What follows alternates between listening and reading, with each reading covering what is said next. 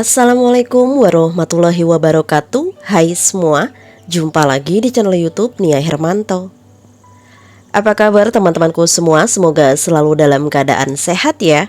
Dimurahkan rezekinya, dilancarkan segala jalan urusannya, dan tetap semangat. Masya Allah, Alhamdulillah senangnya masih bisa sapa teman-teman semua dan kita berjumpa lagi secara online. Di video kali ini seperti biasa aku mau masak-masak lagi dan alhamdulillah kali ini aku lagi dapat orderan nasi paket teman-teman. Untuk harga nasi paketnya per paket atau per porsi harganya aku jual di Rp20.000. Di siapa tahu di sini teman-teman ada yang lagi butuh nih resep buat bikin menu jualan 20 ribuan, ataupun teman-teman ada yang lagi mau membuat acara arisan, kumpul keluarga untuk dibagi di jalan atau untuk jumber, ini cocok banget. Bikinnya gampang, mudah, dan ini nggak pakai ribet. Gimana cara aku pembuatannya? Yuk langsung aja ke videonya. Tapi jangan lupa dulu ya teman-teman, absen dulu nih dari mana aja yang udah hadir nonton video aku ini, boleh tulis di kolom komentar. Oke, untuk masak kali ini aku mau yang praktis aja karena hanya 20 porsi. Di sini aku mau masak nasinya di rice cooker aja. Total beras yang aku pakai di sini ada 2 liter beras. Nah, karena di video-video sebelumnya banyak banget teman-teman yang penasaran gimana cara aku masak pesanan sendirian di rumah dan gimana cara nyiasatin waktu atau megang menu setiap masakannya. Jadi kali ini yang pertama kita pegang adalah masak nasi dulu. Karena masak nasi kita di rice cooker, jadi bisa kita tinggal untuk prepare masak yang lainnya. Di video kali ini aku nggak ada edit video setiap porsi masakan selesai terus porsi yang lain berlanjut gitu ya. Jadi sekarang aku benar-benar cara proses kerja aku dari awal sampai akhir. Jadi kalau masakan mana nih yang kita bikin dulu nanti lanjut mana, ini bisa kalian tonton sampai selesai.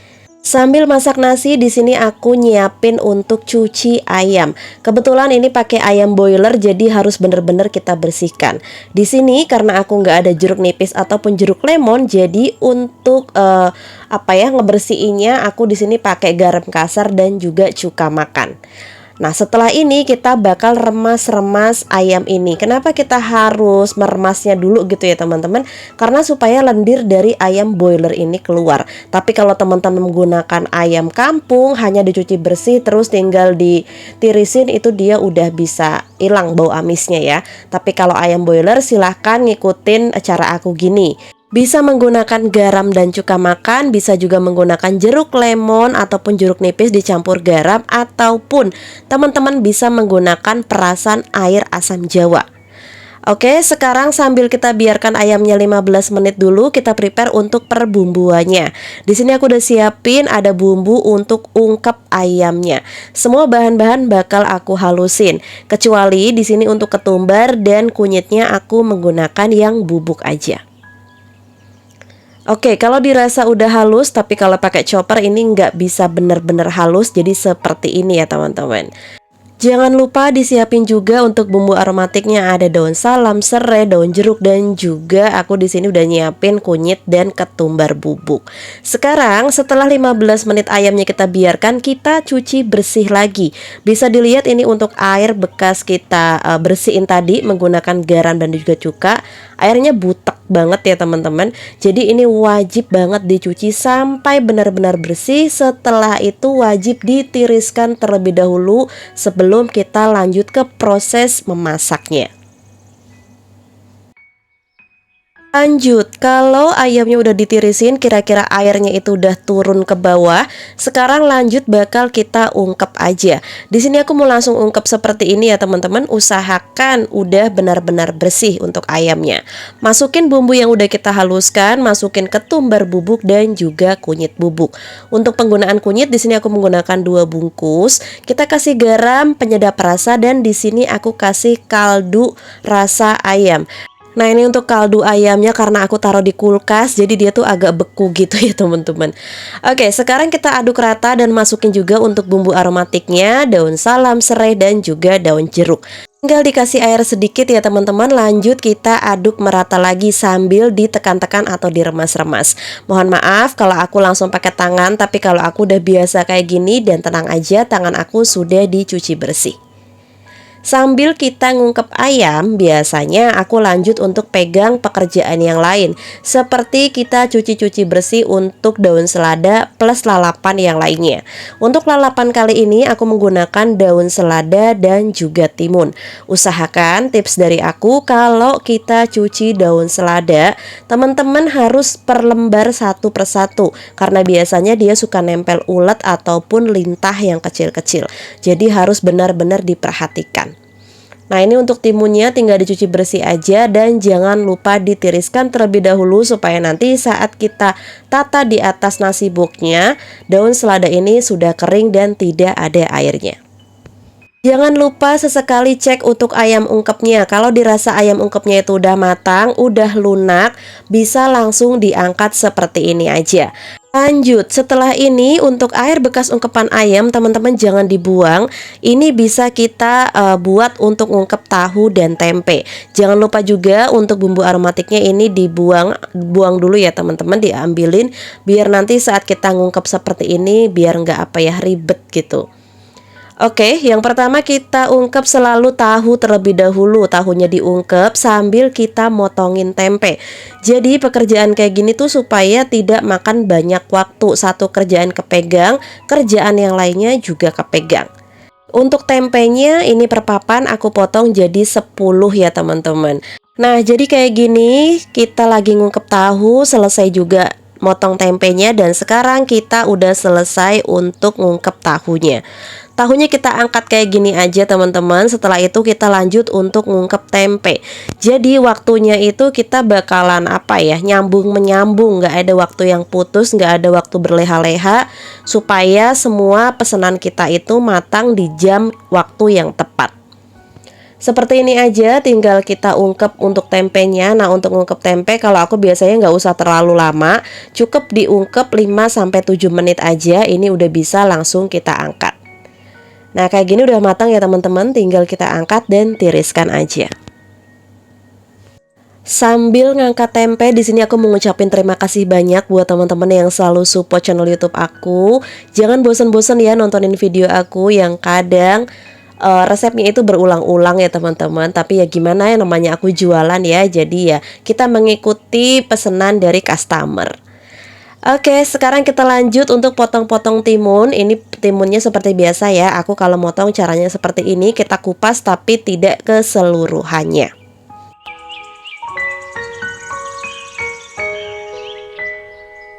Oke, lalapan selesai. Sekarang kita lanjut untuk goreng ayam.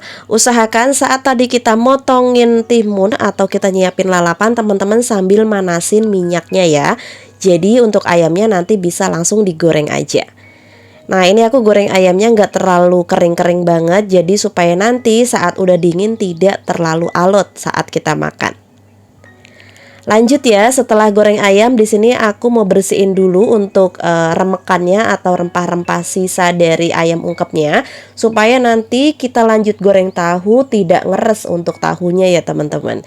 Ini tinggal digoreng aja untuk tahunya. Nanti setelah tahu kita bisa langsung lanjut untuk goreng tempe.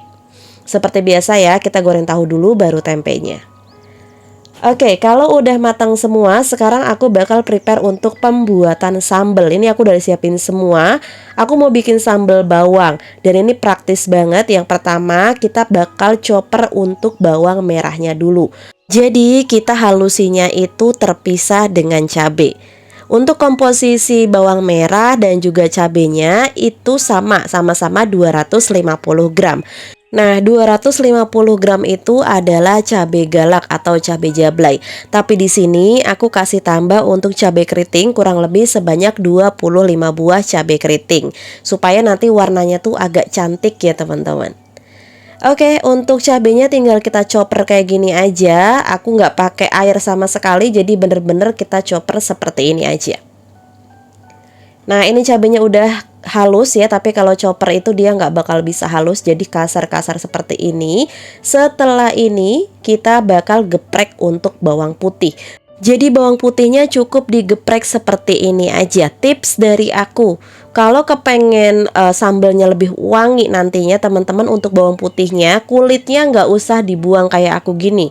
Karena di sini aku stoknya udah aku kupasin semua, jadi ya udah ya, kita pakai seadanya aja. Dan jangan lupa kita kasih tambah irisan daun jeruk.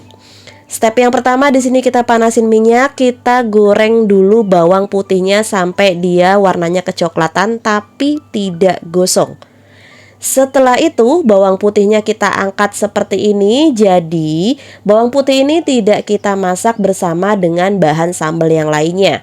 Loh, kenapa Mbak? Karena bawang putih ini fungsinya aku hanya ingin ngambil minyaknya aja ya teman-teman, minyak dari gorengan bawang putih. Jadi biar wangi gitu. Setelah itu lanjut kita goreng untuk bawang merahnya. Kalau bawang merahnya udah dirasa agak layu dan harum, teman-teman bisa lanjut untuk masukin cabai yang udah kita chopper tadi. Nah, jadi kayak gini tips dari aku. Kalau kepengen sambalnya agak awetnya lama, bisa 3 mingguan gitu, usahakan pakai minyaknya yang lumayan banyak dan wajib minyak baru ya teman-teman. Jadi jangan minyak bekas goreng apapun, wajib minyak baru. Next kita bakal masukin untuk irisan daun jeruk, usahakan pakai daun jeruknya lumayan banyak. Dan untuk tulang daun bagian tengah daun jeruknya dibuang biar nggak pahit. Dan untuk seasoningnya seperti biasa aku pakai garam, penyedap rasa, di sini aku pakai MSG dan gula pasir plus kasih sedikit minyak wijen. Tapi kalau teman-teman nggak punya minyak wijen bisa di skip aja. Kita masak pakai api sedang cenderung kecil dan biarkan dia sampai keluar minyak dengan sendirinya. Dikasih air sedikit supaya nanti sambalnya tidak mudah kering. Nah, di sini aku penggunaan air hanya menggunakan 100 ml air aja. Sambal kita udah matang, sekarang lanjut kita bakal saring untuk bumbu ungkep ayam tadi. Kita saring dan kita hanya ambil untuk airnya saja. Nah, kalau udah kayak gini usahakan total airnya itu mencapai 600 ml air. Jadi kalau semisal air ungkepnya nggak sampai 600 ml, teman-teman bisa ditambahin kayak aku gini. Lanjut kita kasih tambah 1 butir telur ayam utuh dan 3 sendok makan tepung beras. Ditambah lagi 12 sendok makan tepung tapioka dan 1/4 sendok teh baking powder. Untuk baking powder ini jangan di skip, karena ini nanti yang bisa bikin adonan dari kremesannya itu bagus teman-teman, dan juga lebih kriuk, tahan lama. Tinggal kita aduk merata aja sampai semuanya larut dan menyatu seperti ini.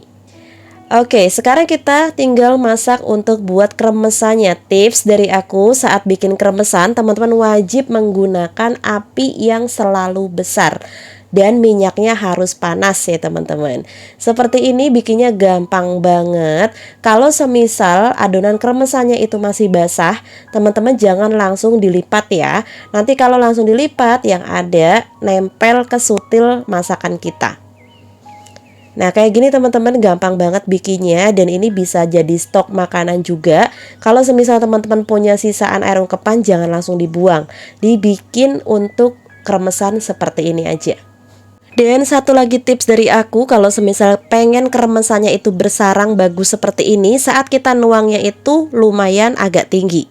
Jadi dia nanti bakalan pecah gitu teman-teman untuk adonan kremesannya. Oke, ini semua udah siap untuk masakan aku, udah matang semua. Ada nasi sambal lalapan kremesan dan juga ayam tahu tempe goreng. Ini dia menu yang bakal kita jual di harga 20 ribuan aja. Sekarang untuk pengemasannya aku menggunakan Mika Bento. Untuk Mika bentonya sendiri aku di sini pakai yang 4 lubang atau 4 sekat kayak gini ya teman-teman, dan aku belinya online. Menurut aku beli online itu jauh lebih murah dibandingin kalau kita beli offline di toko bahan plastik atau toko bahan kue. Untuk harganya itu beda jauh banget. Satu piecesnya itu bisa bedanya 600 sampai 700 rupiah. Jadi buat teman-teman yang lagi kepengen beli Mika Bento juga boleh, untuk link pembeliannya udah aku taruh di kolom deskripsi, monggo dicek aja. Cara natanya seperti ini gampang banget. Aku tata dulu tadi ada daun selada, terus kasih nasi, di atas daun selada aku kasih timun. Nah untuk ayamnya aku campur bareng sama kremesannya. Untuk tahu tempe aku satuin, dan untuk lobang yang paling kecil nanti aku bakal masukin untuk sambal bawangnya. Usahakan untuk sambal bawangnya atau masakan yang lainnya harus nunggu hangat-hangat kuku dulu ya. Jangan panas-panas langsung ditaruh, nanti khawatirnya Mika Bento ini meleot. Meleot tuh apa ya? Jadi nggak mengkerut kena suhu panas gitu ya teman-teman. Nah, ini udah selesai semua ya teman-teman, tinggal nanti bakal kita kasih sendok dan juga tutupnya. Nah, buat teman-teman yang suka sama channel YouTube aku dan sama video-video aku yang lainnya, jangan lupa dibantu like-nya. Yang belum subscribe jangan lupa subscribe, dan jangan lupa juga di-share ke semua sosial media teman-teman, karena insya Allah nanti kalau di 500.000 followers atau subscriber, aku bakal ngadain giveaway kecil-kecilan di YouTube ini untuk teman-teman YouTube semuanya. Terima kasih banyak buat teman-teman yang udah nontonin video aku dari awal sampai akhir.